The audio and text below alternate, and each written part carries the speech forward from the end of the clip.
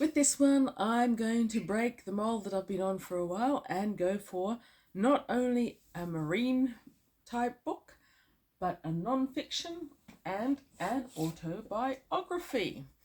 I don't read a lot of autobiographies, but the ones I do, I tend to enjoy. This one was magnificent. It's probably one of the better autobiographies I've ever read. This is An Adventurous Life by Valerie Taylor.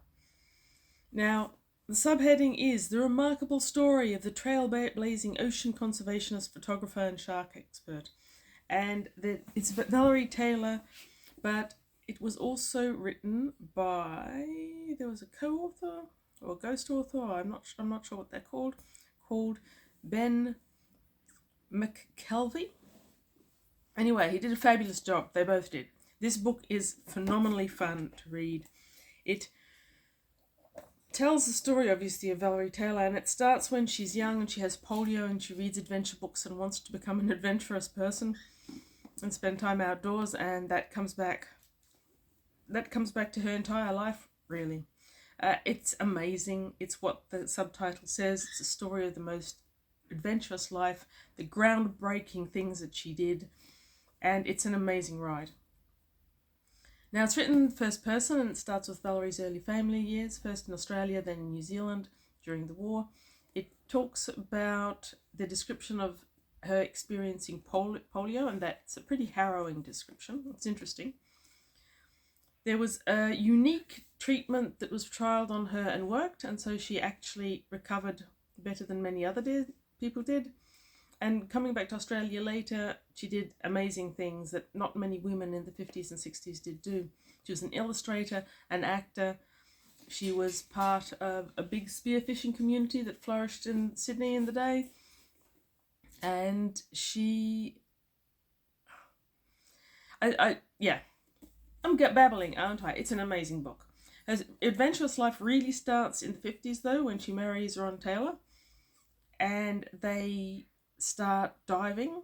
They were already part of the spearfishing club, both of them, but they developed scuba. So long before PADI became a worldwide phenomenon, these guys were developing diving. They were diving before there were wetsuits to buy. They had to develop their own. They had to develop their own techniques. They're way ahead of the curve on this one. Anyone who likes scuba diving should find so much in this book. It's amazing. And anyone who likes marine biology as well. Anyone who's interested in Australian notorious, but actually, everyone, just read it. So she has such a practical manner of speaking. She comes across as a matter-of-fact, ordinary woman despite the extraordinary life she's lived.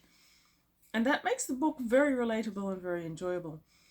Now then, we reach the sharks. Now, I didn't actually know that most people associate Ron and Valerie Taylor with sharks. It does make sense when you think about it, but I never had.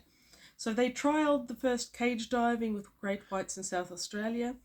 They were the ones who developed and trialled a chain mesh for divers to wear when diving with sharks. And of course, they worked on Spielberg's famous shark movie, Jaws. That I did know about them, and I did associate that. The level of understanding that Valerie has for the sharks in general, which are beautiful ancient animals, magnificent creatures who don't deserve the hype that they've received, yet her understanding of them is extensive. And she's been instrumental in more recent years in initiating environmental protection measures for sharks, as well as for other marine animals.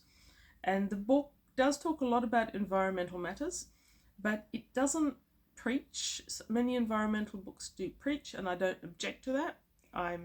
They're preaching to the converted, so I'm on board. But for those who don't really want that sort of preachy element, this book doesn't preach at you. She does state with a painful matter-of-factness and clarity how much she regrets the fact that anyone who's now starting their diving career and starting to associate with the oceans will never see the oceans that she knew growing up when she started diving, that the huge populations of fish and sharks and animals that they took for granted have now been decimated by human actions and will probably never return. It's sad. She doesn't dwell on it.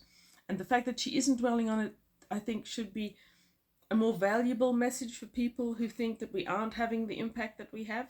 Here's a person who's lived, she's 80 when in her 80s when this book was written. Over her life, she has seen what we have done. That's first person witness. Anyway, another part I really liked is toward the end, where there's a brief description about how the shark diving at Becca Lagoon in Fiji came about. That was especially interesting to me because I did the Becca shark dive a number of years ago, and I knew a couple of the people that are actually casually mentioned in the book, and I had known from them that they'd met Valerie Taylor a number of times. So that was kind of interesting, and it was good to hear how the shark dive developed from one or two single, solitary, very wary sharks to the situation which it was a couple of years ago when I did it just before COVID, where you're in the water with behind a little wall with a vast number of sharks. I think they counted 60 massive bull sharks the size of small buses just swimming around in front of you. It was a truly extraordinary experience, and reading about how it came to be developed, that was excellent. So, wonderful adventures autobiography, sorry. Exciting as any fiction, and far more adventurous than many fiction books manage to be. I love the fact that she talks with deep and heartfelt regret about her work on the movie Jaws. It was a brand new type of movie. They enjoyed it at the time. They gave their best to it. But she has seen how, due to that movie, human paranoia and completely nonsensical fear towards shark has evolved, that has led to the millions and millions of being killed, countless species being brought to the verge of extinction, and she has very humble and heartfelt regret for that outcome. I don't want to end on a sad note. There is so much that is wonderful about this book. Yeah. I can't think of a really fun anecdote from it. All of it is fun. The heartfelt regrets are brief. The conservation messages are also brief. In general, it's an amazing story by an amazing woman who lived an amazing life, full of adventure, full of the marine biology that I'll never know because it isn't there anymore. One of the icons of early scuba diving, certainly in Australia and I suspect in the world. Great book. Overall, great non-fiction book, one of the best.